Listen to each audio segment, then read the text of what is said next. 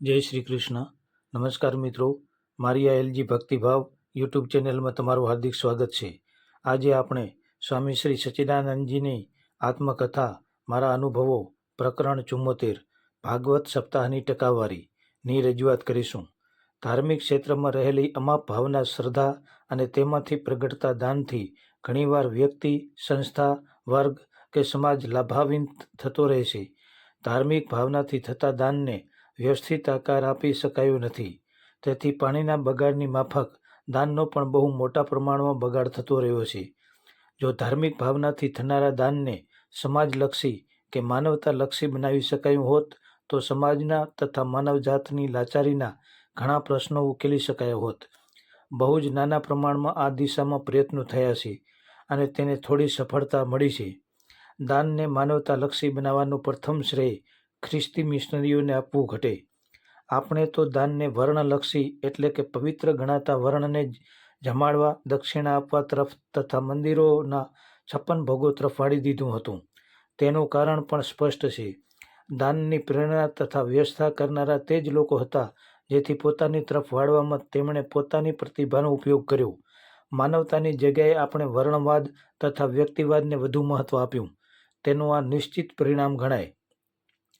1970માં હું East Africa ગયો ત્યારે એક પ્રસંગ મારી સામે આવ્યો. સનાતન હિન્દુ મંદિરના એક મંત્રીએ કહ્યું કે મહારાજ, એક પ્રશ્નથી ચિંતિત છું, મારું સમાધાન કરો. દુઃખી સ્વરે તેમણે જે પ્રશ્ન મૂક્યો તેની હકીકત આવી હતી. ગયા જ વર્ષે ભારતમાંથી એક સ્વામીજી આવેલા. તેમણે અહીં મંદિરમાં ભાગવત સપ્તાહ કરવા વિચારેલું.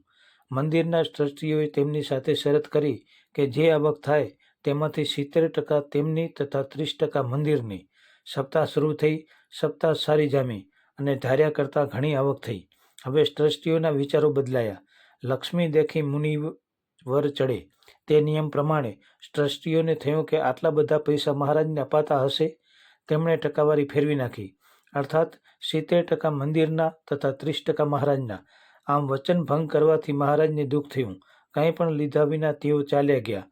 ભારતમાં સાધુ સમાજ પ્રત્યે એક એવો ધાર્મિક ભાવ છે કે જો તેમની આંતરડી કકડે અને શાપ આપે તો મોટું અનિષ્ટ થાય. પેલા સેક્રેટરીના પત્ની આ બાબતથી બહુ ચિંતિત રહે.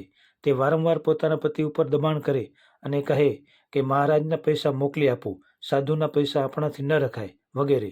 સેક્રેટરી પોતે પણ ભય અનુભવે. એક રીતે આ ધર્મ ભીરુતાએ જ તેઓ મને પ્રશ્ન પૂછવા આવ્યા હતા. હવે શું કરવું તે પ્રશ્ન હતો. અર્થનું પ્રભુત્વ બધા જ ક્ષેત્રો ઉપર પ્રાચીન કાળથી અબાધિત રૂપથી રહ્યું છે. ધાર્મિક ક્ષેત્ર એમાંથી બાકાત કેમ રહી શકે? ધાર્મિક ક્રિયાકાંડો, વિધિ વિધાનો, સપ્તાહો વગેરે પાછળ અર્થોપાર્જનની સામાન્ય વૃત્તિ રહે તે સહજ છે.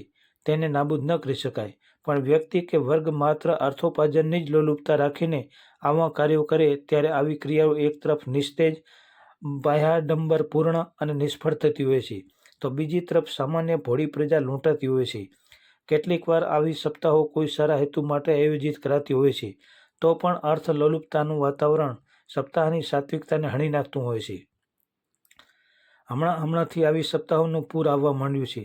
લોકોને ફંડફાળા કરવાના હોય છે તે માટે સપ્તાહ એક માધ્યમ થઈ જતું હોય છે. સપ્તાહકારની કથા ઉપર આવકનું પ્રમાણ રહેતું હોય છે. સપ્તાહકારની કક્ષા પ્રમાણે સપ્તાહનો ખર્ચ પણ કરવો પડતો હોય છે. મારા એક પરિચિત ધર્મપુરુષને ધર્મશાળા બાંધવા પૈસાની જરૂર હતી. તેમણે એક સપ્તાહકારની કથા ગોઠવી. બહુ આશા અને ઉમળકાથી પ્રચાર કર્યો. આર્થિક હેતુવાળી સપ્તાહોની જાહેર ખબરોથી સમાચાર પત્રો છવાયેલા રહે તે સ્વાભાવિક છે.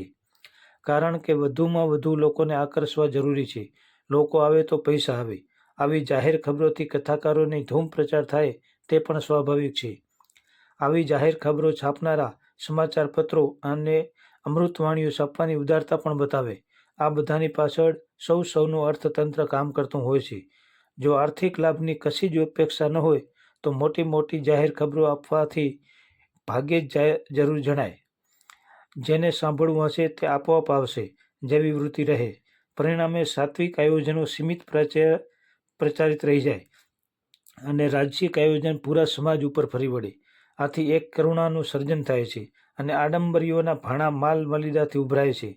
આ આડંબરને કીર્તિ ભૂખ્યા શ્રીમંતો તથા અર્થ લોલુપ આયોજકો પોષે છે. ખરેખર તો સપ્તાહોની ટકાવારી હોય જ નહીં, ચાર્જ કે ભાગ હોય જ નહીં. ત્યાગી, વૈરાગી, વિરક્ત, વિદ્વાન કથાકાર નિરાડંબર ભાવથી કથા કહે. શ્રોતા વર્ગ એવા જ ભાવથી સાંભળે. ઓછામાં ઓછો ખર્ચ, સાદાઈ, સમાનતા, સરળતાથી વાતાવરણમાં સાચી ધાર્મિકતાની સુગંધ ભગભગતી હોય. શ્રીમંત અને ગરીબ માટે બેસવાની સમાન વ્યવસ્થા હોય. સહજ રીતે કંઈ ધન આવી જાય તો સારા કામમાં વપરાય, ન આવે તેની કશી હાય હોય નહીં. કોઈનાય મનમાં પૈસો ન હોય પણ પ્રભુ હોય તો કથાઓ સાચા અર્થમાં કલ્યાણ કરનારી કથાઓ થઈ જાય. પણ સૌના મન પૈસાથી ભરાયા હોય તો પ્રભુ ક્યાં રહે? ના જ રહે ને. સપ્તાહો દ્વારા પૈસા એકત્ર કરવાનું કામ ચાલી રહ્યું છે. એટલે ઊંચી નીચી કક્ષાવાળા અસંખ્ય બાપુઓ ચિત્ર વિચિત્ર નામ ધરાવીને ચિત્ર વિચિત્ર પોશાકમાં સજ્જ થઈને રાગડા તાણીને રીઝવવા પ્રયત્ન કરતા રહે તે સ્વાભાવિક છે. લોકોને શું સારું લાગશે તેની ગણતરી કરીને બોલવા માટે વ્યાસપીઠ નથી, પણ લોકો માટે શું સાચું છે તે બોલવા માટે વ્યાસપીઠ છે. સારું અને સાચું એ બંનેમાંથી સાચું બોલવાની જગ્યાએ સારું બોલવાથી અને તે પણ પૈસાની લોલુપતા પૂરી કરવા માટે બોલવાથી તો વ્યાસપીઠ ગ્લાનિ જ અનુભવે. ખમ્મા બાપુ કરનારા ભાટચારણોમાં અને વ્યાસપીઠ ઉપર વિરાજનાર વક્તામાં પછી શો ભેદ રહે? પ્રજાજીવનમાં ભલે બધી ગાદીઓ વેચાઈ જતી હોય, પણ ધર્મગાદી તથા ન્યાયગાદી ન વેચાય તો પ્રજાનું ઘોર પતન નહીં થાય. મૂળ વાત પર આવીએ. પહેલા સેક્રેટરીનો મૂંઝવણભર્યો પ્રશ્ન હતો, હવે શું કરવું? મેં કહ્યું કે વચન પાળવું, અર્થાત મહારાજના 70% આપી દેવા તથા મંદિરે 30%માં સંતોષ માનવો. તે ભાઈ તો તેમ કરવા તૈયાર હતા, પણ પ્રમુખ તથા કમિટી તેમ કરવા તૈયાર ન હતા. હવે શું કરવું? મેં કહ્યું કે રાજીનામું આપી છૂટા થવું અને હળવાશ અનુભવવી.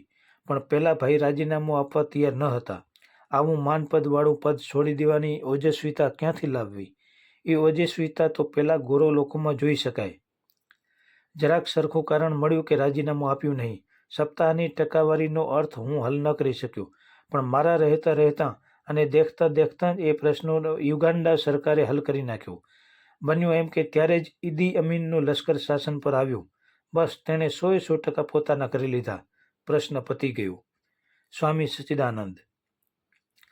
પ્રિય શ્રોતાજનો, જો તમને આ વિડીયો પસંદ આવ્યો હોય તો લાઈક, શેર અને કોમેન્ટ જરૂર કરશો. અને ફરી આવા વિડીયો જોવા માટે મારી આ એલજી ભક્તિભાવ યુટ્યુબ ચેનલને સબસ્ક્રાઈબ જરૂરથી કરશો. જય શ્રી કૃષ્ણ.